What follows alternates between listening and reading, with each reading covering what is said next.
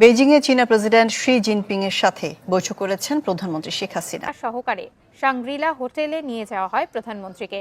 সফরকালে world economic ফোরামের বার্ষিক সভায় যোগ দেওয়ার পাশাপাশি শেখ হাসিনা চীনের প্রেসিডেন্ট শি জিনপিং সঙ্গেও বৈঠক করবেন। এদিকে এবার ট্রাম্পের পরেই শেখ হাসিনাকে নিয়ে মুখ খুললেন চীনের প্রেসিডেন্ট শি জিনপিং। আবারও কপাল খুলে যাচ্ছে শেখ হাসিনার, ফিরে পাচ্ছে শেখ হাসিনার ক্ষমতা। মহাবিপদে পড়েছেন অন্তর্বর্তীকালীন সরকার এবং তার সমন্বয়। কেন এমন মন্তব্য করলেন চীনের প্রেসিডেন্ট? বিস্তারিত জানতে এক মুহূর্ত না টেনে দেখতে থাকুন। প্রেসিডেন্ট ডোনাল্ড ট্রাম্প দ্বিতীয় মেয়াদে ক্ষমতা গ্রহণের পর থেকে তার বিভিন্ন সিদ্ধান্তের কারণে তিক্ত সম্পর্ক তৈরি হয়েছে মুসলিম দেশগুলো, ফিলিস্তিন, ইরান সহ যুক্তরাষ্ট্রের প্রতিবেশী অনেক দেশের সঙ্গে। তবে এবার তার ক্ষমতার থাবা থেকে বাদ যায়নি যুক্তরাষ্ট্র। বঙ্গবন্ধুর মেয়ে শেখ হাসিনা তিনি সবসময় ভারতের সঙ্গে সুসম্পর্ক রেখেছেন। এবারে এটাও বলা হয় খুব ট্যাকটিক্যালি শেখ হাসিনা চায়নার সঙ্গেও সম্পর্কটা ভালো রেখে চলার চেষ্টা করেছিলেন। কিন্তু স্যার প্রশ্ন হচ্ছে, এই চায়না যে বিশ্বাসঘাতক, সে কিন্তু এই শেখ হাসিনাকে আশ্রয় দিল না, আশ্রয় দিল সেই ভারতই, পুরনো বন্ধু। জাস্ট নিউজটা দেখলাম নেত্র নিউজের একটা ইয়াতে, যে সেনা সদর থেকে বলা হয়েছে হ্যাঁ জেনারেল ওয়াকারের সাথে তাদের মিটিং হয়েছে, কিন্তু এই মিটিংটা নাকি সার্জিস হাসনাত রায় চেয়েছিল, হতে পারে, এবং তাদেরকে রয়ের প্রেসক্রিপশন অনুযায়ী যে আওয়ামী লীগকে পুনর্বাসনের কথা যে বলা হয়েছে এটা অস্বীকার করা। প্রধান অনেক রাজনীতিবিদদের অলরেডি ম্যানেজ করে ফেলেছেন, এটা নিঃসন্দেহে বলা যায়। এরকম কিছু ইঙ্গিত বা প্রমাণ আমরা হাতে পেয়েছি। খুবই জরুরি আলোচনা। আসসালামু আলাইকুম এভরিওয়ান, সবাই কেমন আছেন? আশা করছি সবাই ভালো এবং সুস্থ আছেন। ভিডিওর টাইটেল এবং থাম্বনেল দেখে আপনারা ইতিমধ্যে বুঝতে পেরে গিয়েছেন ভিডিওটি কতটা গুরুত্বপূর্ণ হতে যাচ্ছে। সো সম্পূর্ণ পুরো বিষয়টি দেখার জন্য ভিডিওটি এক মুহূর্ত না টেনে সম্পূর্ণ দেখে আসুন। তবে চলুন শুরু করি। আসসালামু আলাইকুম। জাস্ট নিউজটা দেখলাম নেত্র নিউজের একটা ইয়াতে, যে সেনা সদর থেকে বলা হয়েছে হ্যাঁ জেনারেল ওয়াকারের সাথে তাদের মিটিং হয়েছে, কিন্তু এই মিটিংটা নাকি সার্জিস হাসনাত রায় চেয়েছিল, হতে পারে, এবং তাদেরকে রয়ের প্রেসক্রিপশন অনুযায়ী যে আওয়ামী লীগকে পুনর্বাসনের কথা যে বলা হয়েছে এটা অস্বীকার করা হয়েছে। ভুল। আমার তথ্য অনুযায়ী তারা অন্যান্য রাজনৈতিক দলকেও ডেকেছিল সেম প্রস্তাবে। অন্যান্য রাজনৈতিক দল এই জিনিসটা স্বীকার করেনি। আমি কনফার্ম হয়ে বলতে পারি যে এবি পার্টিকে ডেকেছিল জেনারেল ওয়াকার, সেম স্টোরি নিয়ে, সেম স্টোরি, যে আওয়ামী লীগকে পুনর্বাসন করতে হবে, পুনর্বাসন করলে এই যে ভালো ভালো আওয়ামী লীগের, ভালো আর খারাপ আওয়ামী লীগের পার্থক্য।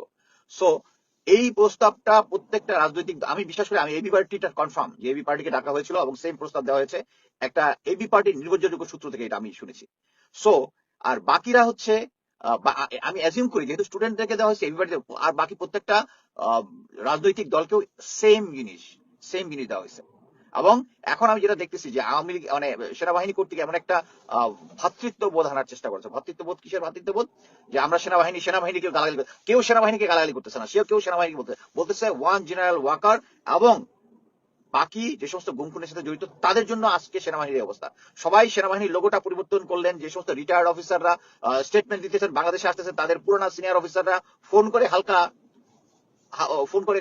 লোকজনকে একটু মনে করাই দিতেছে আর কি, আগের মতো। এখন আওয়ামী লীগের মতো তো পারতেছে এরকম জিনিস করতেছে। সো একটা জিনিস বুঝেন। তারপর দেখেন ইম্পর্টেন্ট ইনফ্লুয়েন্সাররা, আমি দেখলাম যে তৃতীয় মাত্রা জিলুর ভাইকে খুব পছন্দ করতাম, হঠাৎ করে দেখি উনি জঙ্গির স্টোরি, গোয়েন্দা সংস্থার জঙ্গির নেগেটিভ পড়তেছে, এবং তারা অর্গানাইজড ভাবে এই স্টুডেন্টদের এগেনস্টে লেগেছে। স্টুডেন্টদের এগেনস্টে যে সমস্ত জিনিস দেখতেছেন যে করতেছে, এর হচ্ছে সত্য থাকতে পারে, একটা পার্সেন্টেজ থাকতে পারে, কিন্তু একদম ফুল ফ্লেজেড ভাবে যে তারা এটা ইচ্ছা করে করেছে কি জন্য?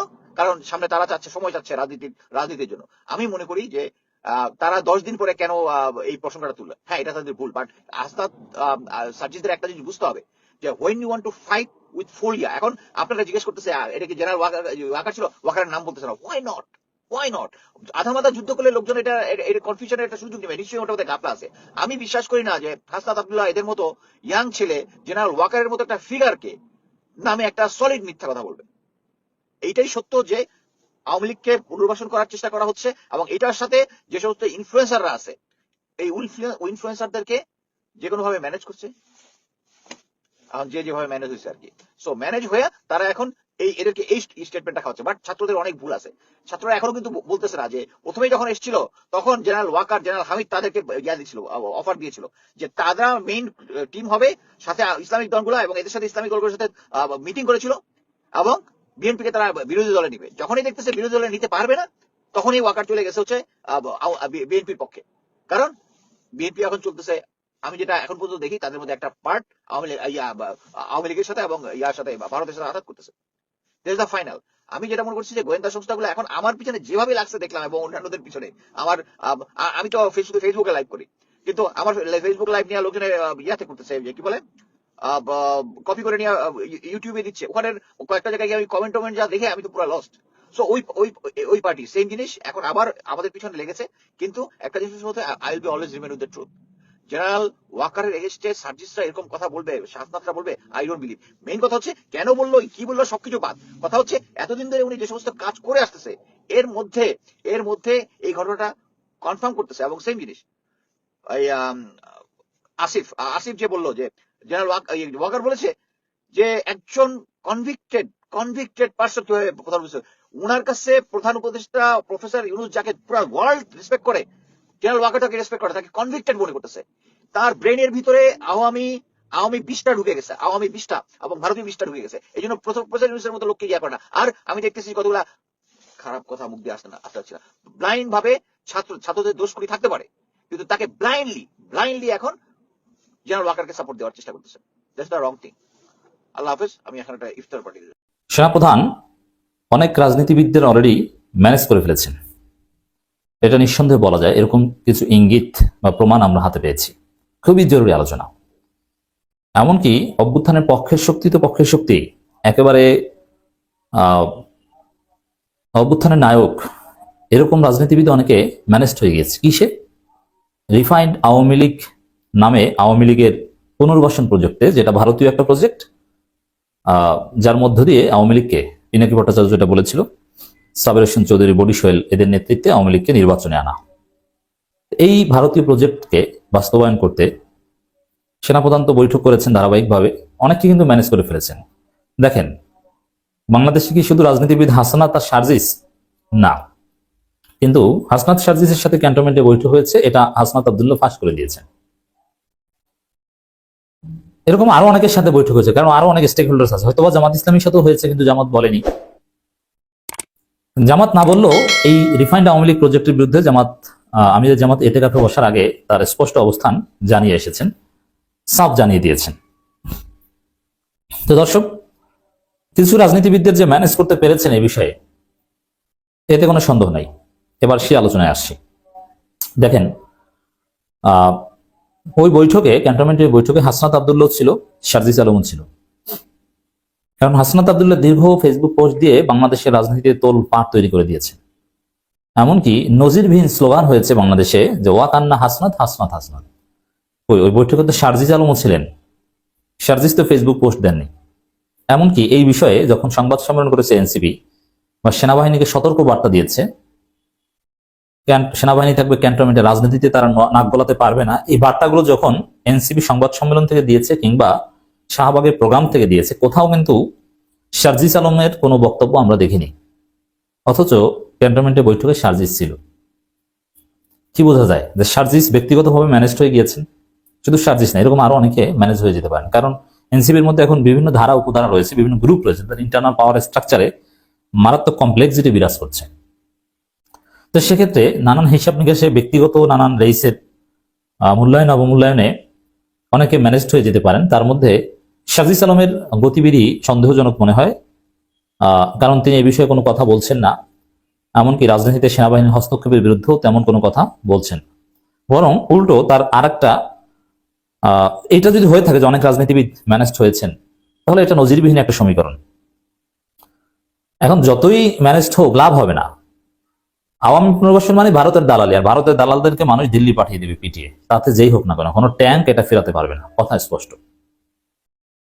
বরং যেসব রাজনীতিবিদ ম্যানেজড হয়েছেন তারা আরো ফাঁদে পড়েছেন সেনা প্রধানের। তারা তো কিছুর বিনিময়ে ম্যানেজড হয়েছেন, তাই না? সে বিনিময় নেবেন, পরবর্তীতে জনরোষ দেখে আবার আওয়ামী পুনর্বাসনের পক্ষেও বলবেন না, তাহলে তো আপনি ধরা পড়বেন, আপনার দুর্বলতা ফাঁস করে দিবে তারা। এর মানে আপনি ট্রাপে পড়েছেন।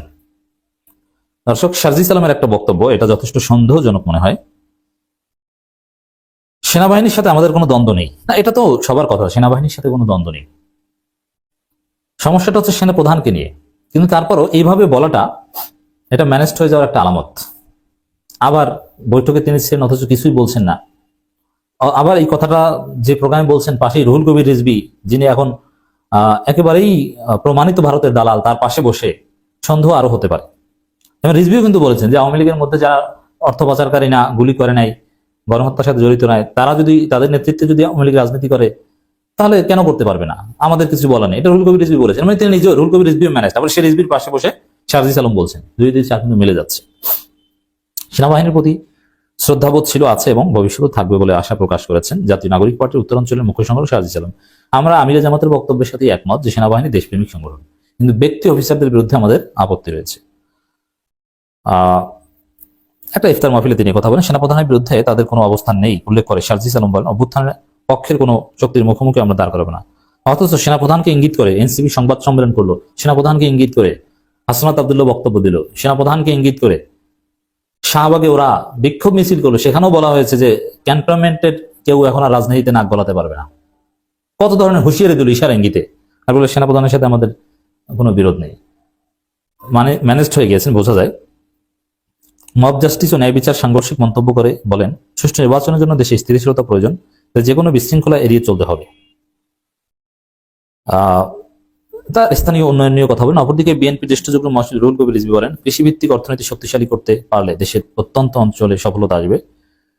এ সময় গণমাধ্যমে যাতে মালিক পক্ষ হস্তক্ষেপ করতে না পারে সেই বিষয়েও আইন হওয়া প্রয়োজন বলেও মন্তব্য করেন বিএনপির সিনিয়র এই নেতা। অনুষ্ঠানে আরো বক্তব্য দেন রংপুর বেগম রোকেয়া বিশ্ববিদ্যালয়ের উপাচার্য অধ্যাপক ডক্টর মোহাম্মদ শওকত আলী, RDRF সভাপতি। যাই হোক দর্শক, এই যে সেনাবাহিনী সেনাপ্রধান, তার বিষয়ে কোনো কথা নেই, এর মানে তাহলে কি ওই যে রিফাইন্ড আওয়ামী লীগ পুনর্বাসনের যে প্রজেক্ট, হাসনাত আব্দুল্লাহদের যে ধমক দেওয়া, you lack wisdom, you lack experience, আর we are in service for 40 years, এইসব ধমক টমক এগুলো কিছু না নাকি? সেখানে তো শারজিস ছিল, শারজিসের কিছু আসে যায় না। এবং শারজিস কেন ফেসবুক পোস্ট দিয়ে জানালেন, এখন আবার কেন বলছেন কোনো দ্বন্দ্ব নেই? এটা স্পষ্ট শারজিসের মতো অনেকেই সেনাপ্রধানের মাধ্যমে ম্যানেজড হয়ে গিয়েছে to repeated refined Awami League. এটা উদ্বেগজনক, এটা রাজনীতিতে নতুন সমীকরণ চেষ্টা, নজিরবিহীন ঘটনা যে অভ্যুত্থানের পক্ষের নায়করা এভাবে ম্যানেজড হয়ে যাচ্ছে। তবে লাভ হবে না, দিন শেষে তারা পিছু হটতে বাধ্য হবে। দেখতে পেরেছেন ভিডিওটি কতটা গুরুত্বপূর্ণ। তো এরকম গুরুত্বপূর্ণ ভিডিও আরও পাওয়ার জন্য চ্যানেলটি অবশ্যই সাবস্ক্রাইব করে রাখবেন এবং দেখা হচ্ছে পরবর্তী ভিডিওতে। সে পর্যন্ত সবাই ভালো থাকবেন, সুস্থ থাকবেন। আল্লাহ হাফেজ।